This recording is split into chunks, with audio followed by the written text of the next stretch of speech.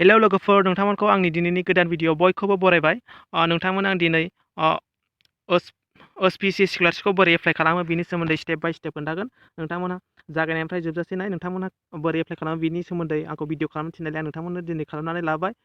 Hindustan paper कपारेशन स्कलारशिपनि सोमोन्दै नोंथांमोना जुदि सोर मोनगोन बिनि सोमोन्दै आं अलरेडि भिडिअ मोनसे बानायखांखाबाय। नों बेसेबां मोनगोन बिनि सोमोन्दै आं नोंथांमोननो भिडिअ मोनसे खालामखाबाय। बिनि लिंकखौ आं भिडिअनि डिसक्रिपसनाव होगोन, नोंथांमोना बेखौ नायनो हागोन। आं बेयाव बोरै एप्लाइ खालामो बिनि सोमोन्दैल' नोंथांमोननो दिनै खोन्थागोन। नोंथांमोना सिगांनि भिडिअखौ नायाखैबा भिडिअनि डिसक्रिपसनाव आं लिंक होखागोन, बेयाव थांनानै नोंथांमोना नायनो हागोन सोर मोनगोन सोर मोना। भिडिअखौ जागायनायनि सिगां आंनि नोंथांनिसिम मोनसे रिकुवेस्ट, जुदि नोंथाङा आंनि एडभान्स बड'लेण्ड इउटुब चेनेलाव दिनैसो गोदान बोरैबाफोर नायसनबायदोंबा अन्नानै आंनि एडभान्स बड'लेण्ड इउटुब चेनेलखौ साबस्क्राइब खालाम। साबस्क्राइब खालामनो थाखाय बेयाव नै साबस्क्राइब बटन नुखागोन, लोगोसे साइडआव बेल आइकन फैबा बेलाव थुनानै अलाव होनानै ला, जाहाथे आं बिदिनो गोदान गोदान साख्रिफोरनि आपडेट, स्कलारशिपफोरनि आपडेट आरो जायखिजाया स्किमफोरनि आपडेटफोरनि भिडिअ हगारोबा नोंथांमोना गिबिसिन नुनो हायो। बिदिनो आंनो गोबां भिडिअ हगारनाय दं, नोंथांमोना बिसोरखौबो नायनो हागोन। थ' जों दानिया भिडिअखौ जागायदिनि। सिगां आं मोनसे भिडिअ खालामनाय दंखायो, सोर बेसेबां फरायनाया बेसेबां स्कलारशिप हिसाबै मोनगोन बिनि सोमोन्दै आं भिडिअ खालामखानाय दङ। नोंथांमोना भिडिअनि डिसक्रिपसनाव थांनानै बे भिडिअखौ नायनो हागोन, जाय सोर मोनगोन। आं दा बेयाव एप्लाइ खालामनायनि सोमोन्दैल' खोन्थागोन। बेयाव नोंथांमोना नैबेयाव नुदों सोर बेसेबां मोनगोन, बेयाव एप्लाइ लिंकआव क्लिक खालाम। क्लिक खालामनायनि उनाव बेबायदि पेज फैगोन। बेयाव नै नोंथांमोना बेयाव नैबेखौ येसआव हो, बेनि उनाव न'।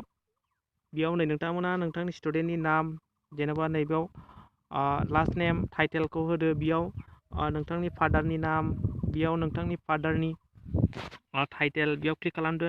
नोंथांनि डेट अफ बार्थ, जेन्डार, बेयाव मा कास्टनि, जेन'बा नोंथाङा एसटि बा एसटि, हौवा बा हौवा, मेल बा मेल, फेमेल बा फेमेल, क्लिक खालामदो। स्टेट, बेयाव नोंथांनि फुल एड्रेस, बेयाव नोंथांनि मबाइल नाम्बारफोरखौ पेन कार्ड नाम्बार दंबा होदो, गैयाबा दाहोसै। मबाइल नाम्बारा नांथारगौ नै, बे स्टार्ट नुनाया मन्डेटारि, बेखौ होथारनांगौ। बेफोरबायदि स्टार्ट गैयिफ्रा होआबाबो अरजाया। बेयाव नोंथाङा नोंथांनि नेम इनस्टिटिउसन, नोंथाङा दा अबे फरायगासिनो दं, बेसिबां क्लासाव, बेखौ नोंथाङा बेयाव सेलेक्ट बानायदो।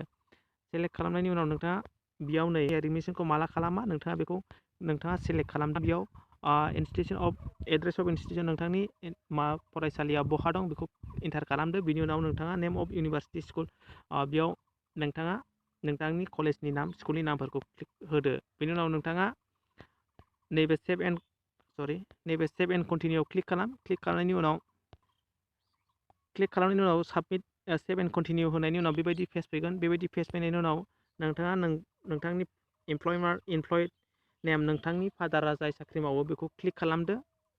टाइटेल, बेयाव टाइटेल होदो। बेयाव लास्ट नेम होदो। बेयाव रिलेसन, जेन'बा मा जायो नोंनि फादार, जेन'बा फादार ना मादार, बे साख्रि मावग्राया बेखौ क्लिक खालामदो। क्लिक खालामनायनि उनाव नोंथाङा सेलेक्ट फेक्टरि नुदों, नोंथाङा अबाहाय मावो बेखौ क्लिक खालामदो। क्लिक खालामनायनि उनाव इमप्लयमेन्ट आइडि होदो। स्टेट क्वार्टाराव थायो ना मायो, थायोबा थायो एस होदो। जुदि थाबाय बायोबा नोंथाङा क्वार्टार एड्रेसखौ होबानो जाबाय। बेयाव स्टुडेन्टनि बेंक एकाउन्ट डिटेल्सखौ होदो।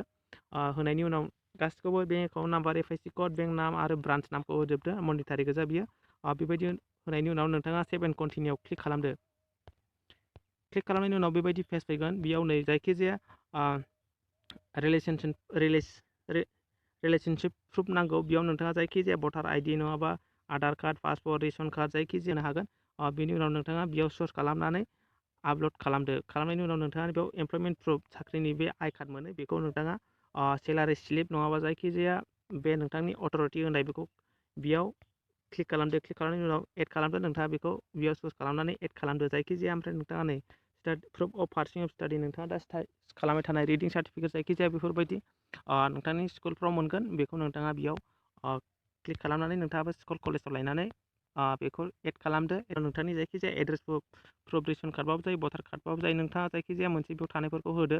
होनायनि उनाव नोंथांनि बेंक एकाउन्ट पासबुकखौ बेयाव फ्रन्ट फार्स्टनि मोखांनिखौ पासबुकखौ क्लिक खालामनानै बेयाव सेलेक्ट खालामनानै नोंथाङा आपल'ड होदो। बिदिनो नोंथाङा बेयाव बेयाव होनाय दंखायो।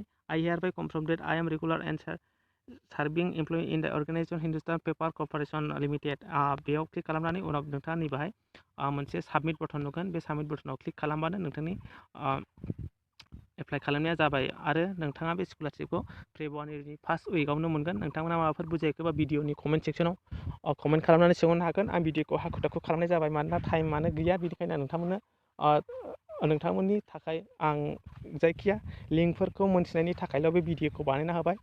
भिडिअनि लिंकआ भिडिअनि डिसक्रिपसनाव बिनि एप्लाइ लिंकखौ होखागोन। नोंथांमोना बेयाव थांनानै एप्लाइ खालामहैदो। थेंक इउ, एसेनोसै।